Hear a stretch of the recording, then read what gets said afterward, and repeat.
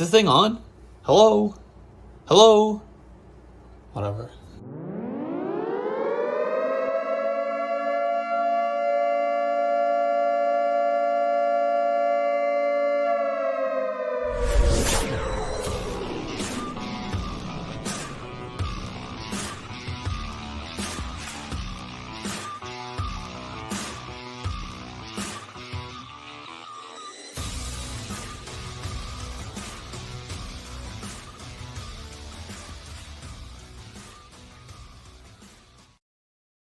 We're live. What is up, guys? It's Alex Johnson here, the founder and lead analyst at yardsforfantasy.com. Welcome into the 134th episode of the Feed Me Fantasy podcast. Let's eat.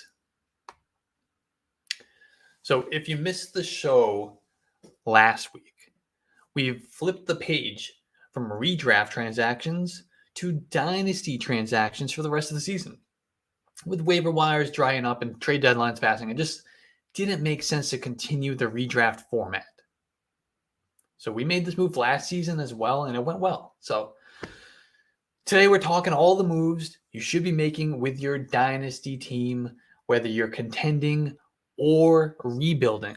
So we're going to have something for everybody. We'll talk buys for a contender. We'll talk a buy for a rebuild. We'll talk dynasty sells.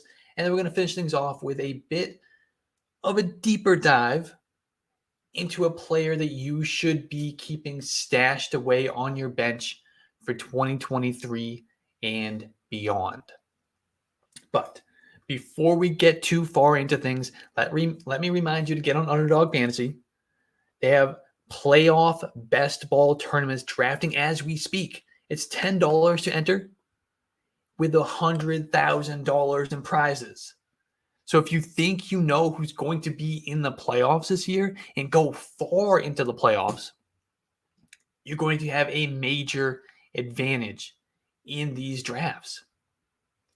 You can also draft weekly teams. It's basically DFS, a snack and snake draft form, or play their pick'ems where you can take the overs and unders on player props for your favorite players. When you sign up for Underdog Fantasy, use promo code YARDSPER to get a $100 deposit match. Just go to UnderdogFantasy.com, download the Underdog Fantasy app, and then you can use that same code YARDSPER, all one word, YARDSPER, to get a $100 deposit match, or actually 125% deposit bonus. I'm all screwed up here. 125% deposit bonus on BetUS. So if your fantasy teams are dead, or you're kind of just getting bored of playing fantasy, bored of the weekly DFS grind, you can start betting on the NFL, all these other sports, and NBA, the ongoing World Cup. You can bet on all that shit and use that same promo code YARDSPER, get your free money, start betting. Easy as that. But let's just get to what we're here to talk about, and that's Dynasty. The first buy for contender that we're talking about today is DeAndre Swift. DeAndre Swift is setting up to be a league winner. And this goes for Dynasty and redraft. I mean, it wasn't looking good during the middle portion of the season as he was slowly working his way back from an ankle injury. Weren't sure if he was ever going to get back up to where he was prior to the injury this season. But the Lions have been ramping up his role just in time for the fantasy playoff run. After not playing for about a month, missed 3 games plus the bye week, Swift came back to a 55% snap share in week 8. But after that game, Dan Campbell expressed worry that the team may actually have pushed Swift a little bit too far given his ongoing recovery. And that resulted in his snap share just cratering the very next week. 16% of the snaps in week 9. And he remained under 35% over the next 3 weeks. But he started showing he might be back to full strength in week 12 when he had a season-high 22% target share. I mean, we didn't draft DeAndre Swift because he's going to get a ton of carries. We drafted DeAndre Swift because he's going to get a ton of targets. So it was very exciting to see that target share shoot back up. And then he followed that up with a 15% share on a 51% of the snaps in week 13. Those rates are eerily similar to his early season numbers. He's back. He is back. And he looked back too. It's not just these usage numbers. He looked back in week 13. And the increase in Swift's usage coincided with a season low 30% snap rate for Jamal Williams. So while Williams still got his weekly 1-yard touchdown plunge, which he always seems to get, Swift also received some work at the goal line as well, which is huge. That's huge. Remember, Swift averaged 17 fantasy points per game in the first 3 games before his injury, and then he scored 21 fantasy points in week 13. And now he has one of the most favorable schedules the rest of the season. And as Josh Lockey laid out on Twitter, Swift gets the Vikings in week 14, who have allowed the 5th most receiving yards to running backs, and the Jets, who give up the 5th or the 8th most receiving yards to running backs in round 1 of the playoffs. And then in week 16 and week 17, Swift is going to see the Panthers and the Bears, who have allowed the 9th most and the 6th most fantasy points to running backs, respectively. So it's wheels up to DeAndre Swift. I'm buying him in Dynasty. I'm really hoping I have him on my roster in redraft leagues as well. He's going to be a league winner. I'm going to do a second buy for contender this week. Since we're getting into that playoff run, we want Marquise Brown. We want Marquise Brown if we are contending. He was having a great season before he injured his foot at the end of week 6. He averaged 18.6 fantasy points per game through the first 6 weeks, including a stretch of wide receiver 3, wide receiver 11, and wide receiver 10 finishes between weeks 3 and week 5. Of course, that was before the return of DeAndre Hopkins. But 2 things. Zach Ertz is no longer in that offense. He was taken out of the offense because of an injury. So there's definitely enough targets to go around for Marquise Brown to still maintain a significant role. And then coming off the injury in his first game playing alongside DeAndre Hopkins, Marquise Brown still led the team with a 28% target share in week 12 prior to the bye week. Brown now gets one of the most favorable schedules in the fantasy playoffs with matchups against the Bucs, the Falcons in week 16 and 17. I'm buying Marquise Brown in Dynasty if I'm contending. And like I said, if your redraft leagues haven't had their trade deadline yet, somehow, some way, make a move for Marquise Brown. So if I'm a rebuilding team in Dynasty, we're going to have something for you as well, right? The buy for me this week, if I'm rebuilding, is Kyle Pitts. He's out for the season. And it was an incredibly disappointing year for this ultra-talented tight end. And he currently sits as the tight end 19 with a 7.6 fantasy points per game average. I probably don't have to say it, but that's bad. Especially considering where he was being drafted. But when we look a bit deeper, just a little bit deeper, it is obvious that Kyle Pitts is not the problem. Pitts had a Marcus Mariota, Arthur Smith problem. I mean, we all assume that anyway, right? We know that. You don't need me to tell you that. But the numbers do back it up. They do. They back it up. While his raw box score numbers like receptions, receiving yards, touchdowns, those all rank outside the top 12, Pitts was dominant inside his own offense. He had a 27.3% target share, which ranks second among all tight ends. And his targets per route, which was at a 34.3% rate, his air yard share, which is a 33% share, and average target depth, which was 13.1, those all rank number 1 among all tight ends. That's targets per route, air yard share, and average target depth. Kyle Pitts is number 1 among all tight ends in those categories. And he also leads tight ends in deep targets and unrealized air yards, while ranking top 5 in air yards, yards per reception, and yards per team pass attempt. These are elite numbers from the tight end position.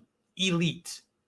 Unfortunately, the team only throws the ball 23 times per game with a quarterback who ranks near the bottom of the league in just about every efficiency metric known to man. But the point is, Pitts himself is elite. We saw that in his rookie campaign. A quarterback change is inevitable, and he's only 22 years old. So while his fantasy managers are smart enough to know that he's not the problem, you don't need me to tell you that, there is still that little lingering doubt and a dip in his dynasty value that we can attempt to exploit by making offers for him right now. If he's on one of these contending teams, you're in a rebuild, go make an offer for Kyle Pitts. It really, really could pay off in the long run. So if we're buying in Dynasty, we also have to be selling in Dynasty, right? So one of the guys I'm selling in Dynasty is Miles Sanders. Miles Sanders has had a productive season. He has outperformed pretty much everybody's expectations, even his own. Remember in the preseason, he went on a podcast and said, don't draft me in fantasy football. I don't get the ball enough. He said that. He told us not to draft him. And most of us listened. But he's already set career highs in carries, rushing yards, and touchdowns. And he's actually a decent buy for a contender if you're in need of an RB2 for the stretch run. But if you're not contending, or even if you are, and you're looking to upgrade elsewhere, you can package him together to get an upgrade at running back, or you can sell him for a wide receiver or a tight end if that's what you need. He's a top sell candidate in that scenario. And there's two reasons for that. Age, for one. He's beyond the running back age apex. He's going to be 26 to start next season. I know the running back age apex comes quick. He's already passed it. So he's going to be 26 to start next season. And the other reason is contract. Miles Sanders is a pending free agent with an uncertain future. We don't know where he's going to be next year. We don't know if he's going to be back in Philadelphia. And if he's not, we can't say for sure that he's going to have the same workhorse role that he's currently enjoying. There's a lot of kind of just middle of the pack running backs like Miles Sanders who are going to be free agents next year. You got Sanders, you got Damian Harris, you got Josh Jacobs, who's having a great season. He's going to be a big free agent buy for somebody, right? So we don't know what's going to happen with all these running backs. There's going to be some shuffling of veteran running backs around the league. And then obviously we're going to get a new crop of rookies as well. I mean, he did rush, or he's never rushed. He's about to, but still, to this point in his career, he has never rushed for 1,000 yards. And he's not really an above average pass catcher. I mean, he's decent in the receiving game, but he's not above average. So teams are not going to be prioritizing Miles Sanders. They're going to go get him and install him as their, 70% opportunity share workhorse in their backfield. That's very, very, very unlikely to happen. Even in Philadelphia, if he stays, Kenny Gainwell is that excellent receiving back. And his role is going to continue to grow over the next year. So it's hard to say that Miles Sanders is going to be locked in as an RB2 in fantasy football for the next 2 or 3 seasons. So for that reason, it's time to cash out. All right, let's wrap it up with a stash. The stash of the week. Gotta go a little bit deeper. Who are we hanging on to our rosters in the offseason when we have to make tough cut decisions, or we get an offer for this guy, we really don't want to trade him, or we have an opportunity to get a throw-in on deals. This Zamir White is who we're going to talk about. Zamir White is that stash. He's the stash of the week. He's a great great throw-in on trades right now. Or if you have him on your roster, hang on to him. I know Josh Jacobs is absolutely tearing up fantasy football right now. And that's why Zamir White is flying under the radar. Jacobs is having by far the best season of his career. However, like we just talked about with Miles Sanders, there's no guarantee that Josh Jacobs is back in Las Vegas next season. Remember, the Raiders opted not to pick up his fifth-year option. That was less than a year ago. They said, nope. So that makes 2022 the final year of Josh Jacobs' rookie contract. The Raiders have been an absolute disaster in Josh McDaniels' first year as head coach. So they have plenty of other areas where they need to spend money to improve. The offense, the defense, the offensive line is a complete disaster in Vegas. So why don't they go and they may choose to go spend that money elsewhere. They could use a quarterback upgrade. They could use offensive line. They could use another receiver to go along with Devontae Adams. We don't know what the future of Darren Waller is going to be. Maybe they go out and get a tight end. I don't know. Spend on defense. I don't know. But they're going to spend. And they may choose to spend on these other positions, these bigger needs, rather than overpaying for their veteran running back to keep him around. It could happen. So instead, they could stick with that original plan when they opted not to pick up the fifth-year option for Josh Jacobs and let another team write that big check and move on to the Zamir White era. Remember, Zamir White was an impressive prospect coming out of Georgia. He's a former 5-star recruit, and he's tested with excellent size-adjusted speed and burst at the NFL Combine. And he led the Georgia Bulldogs in rushing in each of his last 2 seasons, despite sharing a backfield with Bills rookie running back James Cook. While it's certainly possible that Vegas does divert from that original plan, given how good Jacobs has played this year, and they opt to give him that big extension, it's possible. It is possible. However, Zamir White is absolutely well worth hanging on to in Dynasty, and he's probably dirt cheap in trade right now. Your league mates are completely blinded by the incredible season that Jacobs is having, and they forget that Jacobs is on an expiring contract. So that's where we come in. That's where we take advantage by scooping up his possible successor at little to no cost and 0 risk. But that's it. That's the show. If you guys have questions, drop them in the TikTok chat. Drop them in the YouTube chat. We'll get to them. We have a few minutes. We can go through some questions. I don't care if they're Dynasty related. They can be redraft related. We'll answer some start-sit questions for the week. Got my rankings pulled up, ready to go just in case. Yeah, let's get to it. What do we got? Thoughts on P. Ryan with Mixon coming back. P. Ryan definitely has earned a greater role than what he was doing prior to the Mixon injury. I don't know if it's going to be enough to be startable. I don't know. It's hard to know. It's really just kind of, we're just trying to predict it, I guess. But I would say he's definitely going to be more involved. Maybe flex worthy, especially because he is a very capable pass catcher out of the backfield. We've seen that. So he may be able to be like an RB3, a flex, streaming type option. Foreman, Pacheco, or White. Rashad White.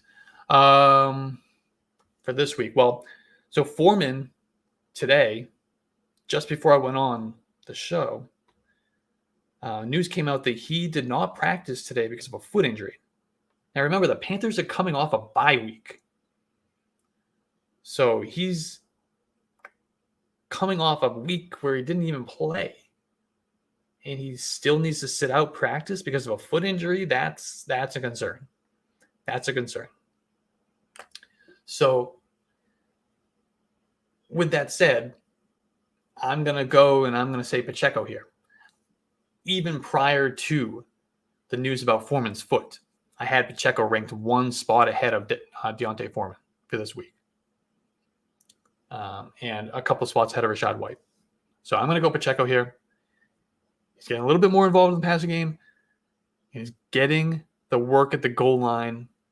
One of the best offenses in the league.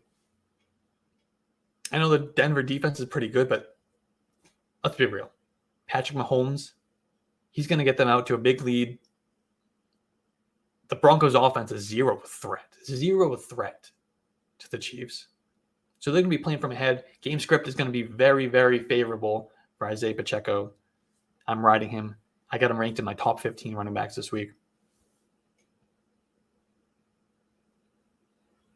Should I start White or Foreman? As of right now, I have Foreman ranked ahead, but we have to monitor that foot injury. Should I start Jamal Williams or Raheem Mostert? So this is a tough one because Mostert had pretty much lost his job, right? When Jeff Wilson got there. Jeff Wilson came in from game one, was out snapping and out playing Raheem Mostert. And then all of a sudden, out of nowhere, in week 13, Raheem Mostert, he played 61% of the snaps, while Jeff Wilson played 37%, his lowest share since he came to Miami. This is the first time, like I said, this is the first time that Mostert has outsnapped Wilson since Wilson came at the trade deadline. Now, is that what they're going to do from here on out? I don't know. Are they going to go back to Wilson being the lead? I don't know.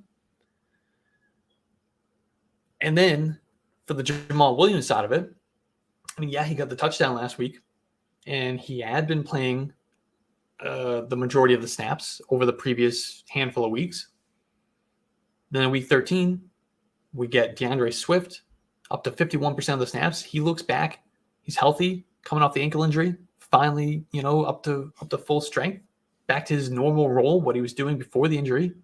In Williams, he played 30% of the snaps, which was his lowest snap share of the season. Does that continue? I don't know. Probably. I'm guessing that's more likely than what Raheem Mostert and Jeff Wilson did. So with that said, I'm going to play the guy who is in the better offense, which actually they're both in pretty decent offenses. But Raheem Mostert is playing the Chargers. Raheem Mostert is playing the Chargers, who have been an absolute run funnel. They can't stop the run. They can't stop anybody on the ground. They can't do it. So I'm going to go Raheem Mostert over Jamal Williams. That's a long, drawn-out answer to a simple question. But I figured that one needed a good explanation. Miles Sanders or Hollywood Brown this week. I probably trust Sanders a little bit more, but I do like Hollywood Brown as well. I have him ranked inside my top 20 wide receivers. Actually, exactly at 20. But he has a decently tough matchup against the Patriots. But he did come back in his first game off the injury, in his first game playing with DeAndre Hopkins this year, and he led the team in targets. He had a 28% target share. I would think that's going to somewhat continue. I expect DeAndre Hopkins to, get a little bit more involved in that. And Hopkins will probably lead in targets most of the time. But that tells me that they want Brown to still be a significant part of this offense.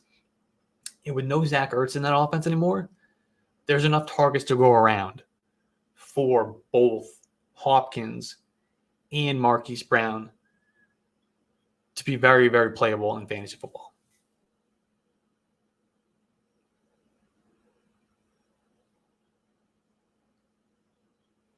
Gus Edwards, Michael Carter, and Zonovan Knight.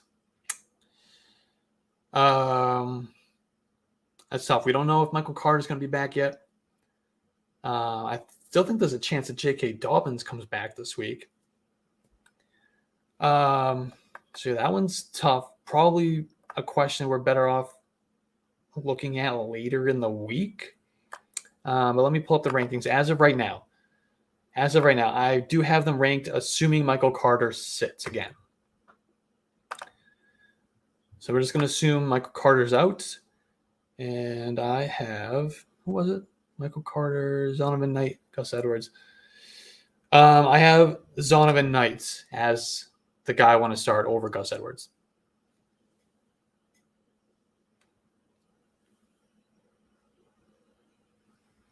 Akers, James Cook, or Samaje Perine. So we're going to assume that Joe Mixon's back this week, which I think Perine is still semi-startable. In a deeper league, if you need an RB3 or a flex play, Samaje's startable. I have him ranked as my RB31 for the week, so he's, mid-range RB3. But I do have James Cook ranked ahead of him. So I would go James Cook. James Cook played a season-high 43% of the snaps last week. He was also top 5 among running backs in target share with 18%. And that's what we liked about him coming out of Georgia, was his ability in the passing game. He's explosive. It's not like he has a ton of competition in that backfield. Devin Singletary is very replaceable. He's not a special talent in any way, any shape or form. I think they're starting to get James Cook more and more involved over the weeks. His snaps have been trending up. His performance has been trending up. He looks good out there. He looks very explosive. So I'm going to go James Cook there. I mean, he's playing, if he's going to lead the backfield in one of the best offenses in the league, there's a lot of upside there.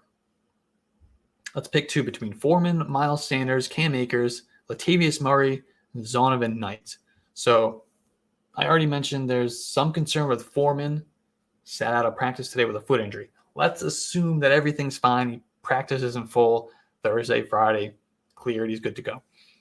We're just going to assume that. So we'll go Sanders and we'll go Foreman. Now, Foreman is an issue.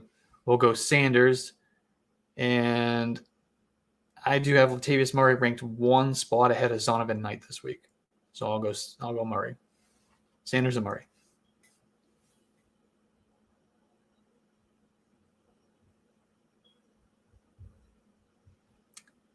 Can I trust Walker, or should I start James Cook? We really don't know anything about Walker yet. I haven't heard anything. Probably going to find something out today. We'll see what he does practice-wise. But as of right now, I'm not trusting that Walker's going to be out there. Cook's a fine start. Jeff Wilson or Jerick McKinnon? I'd go Jeff Wilson. Devontae Smith, Marquise Brown, Deontay Johnson, Darius Slayton. Or should I get Melvin Gordon off the waiver wire? Is that Melvin Gordon off the waiver? I'm not interested in Melvin Gordon. So I guess we're picking 1 between Devontae Smith.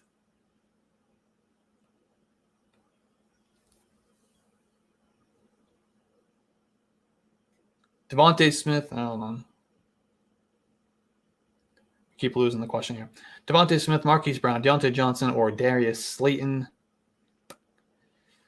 Yeah, I would go Marquise Brown there, but it's close between him and Devontae Smith. I'd go Marquise Brown.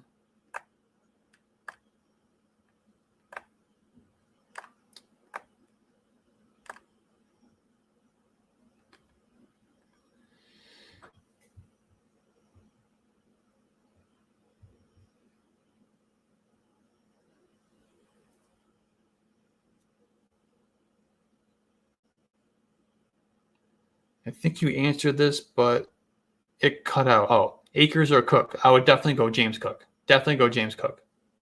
James Cook over Cam Akers for sure. And definitely Rachaad White over Cam Akers as well. I have zero trust in Cam Akers. Zero.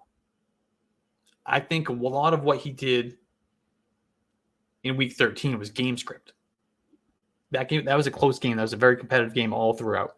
The week before, they were trailing the whole time. That's why we saw Kyron Williams play so much. So, and we expect the Rams to trail most of the time, right? The Rams are the Rams. They're terrible. So I would expect most weeks that it's going to be a little bit more shifted towards Kyron Williams than it was in week 13. And it was weird because week 12, Kyron Williams played 70% of the snaps. Cam Akers played 30%. And then in week 13, it was completely flipped, where Cam Akers played 72% of the snaps and Kyron Williams played 28%.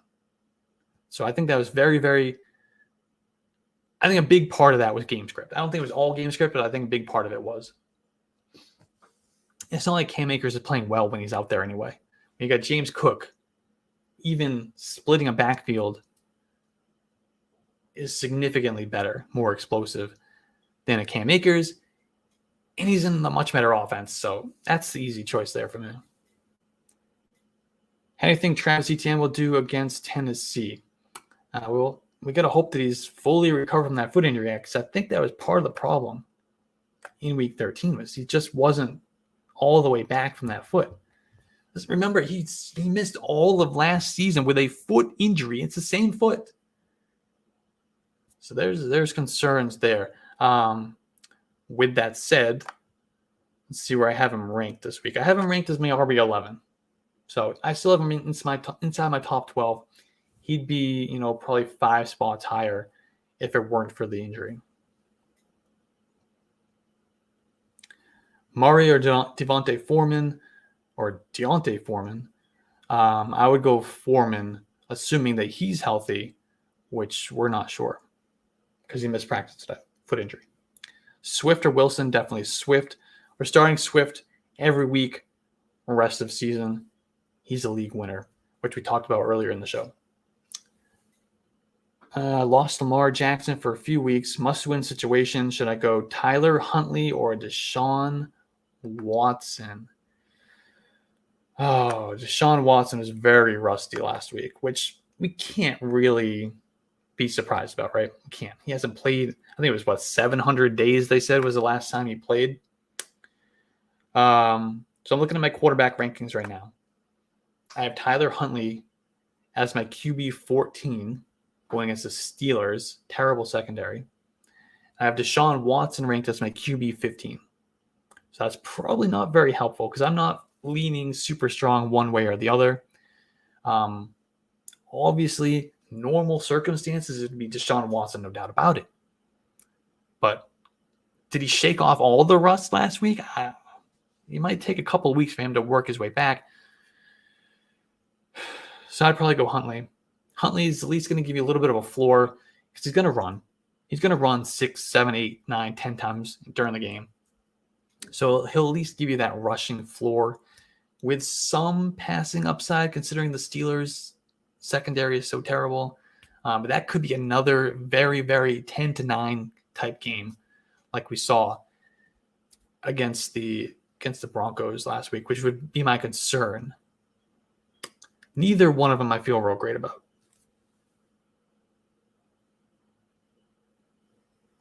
ETN or Sanders? I'm still going ETN, but it's close. Murray or Cousins?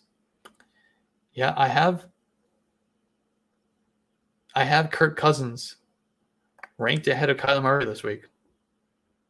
Kirk's going against the Lions. Kyler's going against the Patriots. Kyler hasn't been running as much as he has in years past, which is where a lot of his fantasy production came from. So I'm going to go Kirk Cousins there. Start 2, Mac Hollins, Donovan Peoples-Jones, Jacoby Myers, and Zay Jones. I'm going to go Donovan Peoples-Jones, and I'm going to go Zay Jones. James Cook or Rashad White. I'm going to go Rashad White. Juju, Elijah Moore, Gallup, or Chark. Gallup's been coming on, finally. It took him some time to work back. Coming off the ACL, that's no surprise, right? We were kind of wait and see mode. I wanted to wait and see if he would eventually get it going, and he finally did the last few weeks. So I have Michael Gallup going against the Texans, ranked 1 spot ahead of Juju, who has been slowly worked back in, coming off of his pretty bad concussion that he had a few weeks ago. So he doesn't seem like he's all the way back yet. He has a tough matchup this week against the Broncos. So I'm leaning one spot in my rankings ahead from Michael Gallup. Derek Carr or Daniel Jones? I'll go Derek Carr. Jamal Williams or Rashad White? I'm going to go Rashad White. Jamal Williams, that run might be over. You got to hope for a touchdown at this point. He played a season low 30% of the snaps last week. DeAndre Swift seemed like he is back to his full role that he was had prior to his ankle injury. He's finally back, completely healthy. Took a long time, but he's back. So I would definitely go Rashad White there. He was still leading that backfield even with Fournette back last week, which is what we predicted. Because prior to his injury, or Fournette's injury, Rashad White still started that game in Germany, and he played ahead of Fournette, and it stayed the same upon Fournette's return. Would you rather have James Cook or Cam Akers on your bench? Oh, easily James Cook. Easily. I don't give a fuck about Cam Akers at this point. His snaps are all over the place. He's not playing well even when he does have the big snap share, right? In a terrible offense, dreadful offense. Not catching passes, that's going to be Kyren Williams out of the backfield catching passes. And then James Cook, his snaps have been on the rise. We talked about this a few minutes ago, but his snaps have been on the rise. Season high 43% in week 13.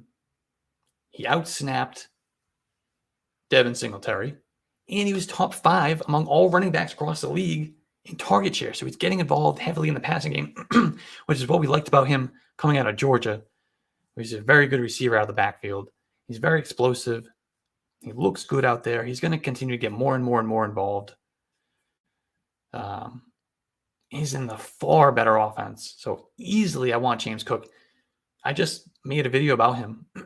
He is by far the number 1 waiver wire claim of the week if he's still out there. Which he shouldn't be. But if he is, go get him.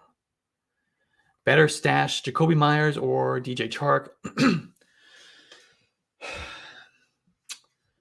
So we liked Jacoby Myers earlier because he was getting the target volume. He doesn't seem to be getting that heavy target volume that he used to get. So I'm going to go DJ Chark.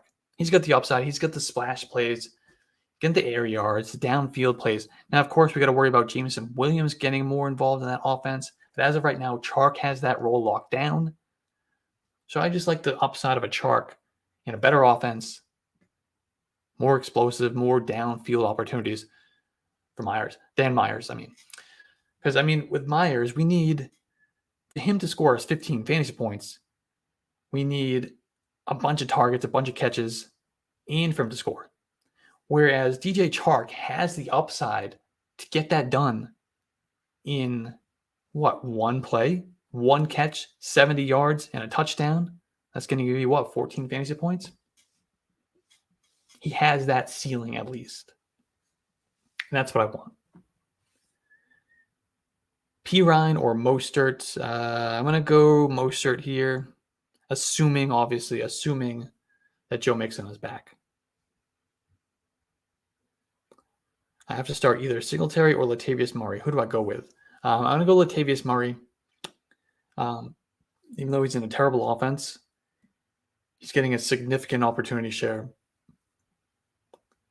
He's catching the ball out of the backfield, getting a ton of carries.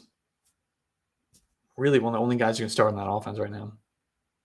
Not that I love Latavius Murray by any means, but I think that's where we'll go. But I think that's a good place to wrap it up. We'll be back. Actually, this week we'll not be back Saturday night, unfortunately. But we will be back Sunday morning.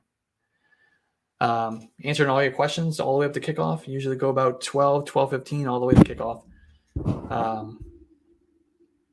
Yeah. And like I said, if I didn't get your questions, find all my stuff, my rankings, everything, our start sit tool, our trade calculator, all my articles, everything at yardsperfantasy.com. Download the Yards Per Fantasy app. And hey, use our promo code YardsPer at Underdog Fantasy. Draft some best ball playoff teams. Play their pick'ems. All that stuff, and use the same promo code at BetUS if you're into sports betting. I highly encourage you to check out the BetUS platform. Use the promo code YARDSPER, 125% deposit bonus. You get free money. Why would you pass up free money? That's BetUS. That's Underdog Fantasy. Promo code YARDSPER. Thanks, guys.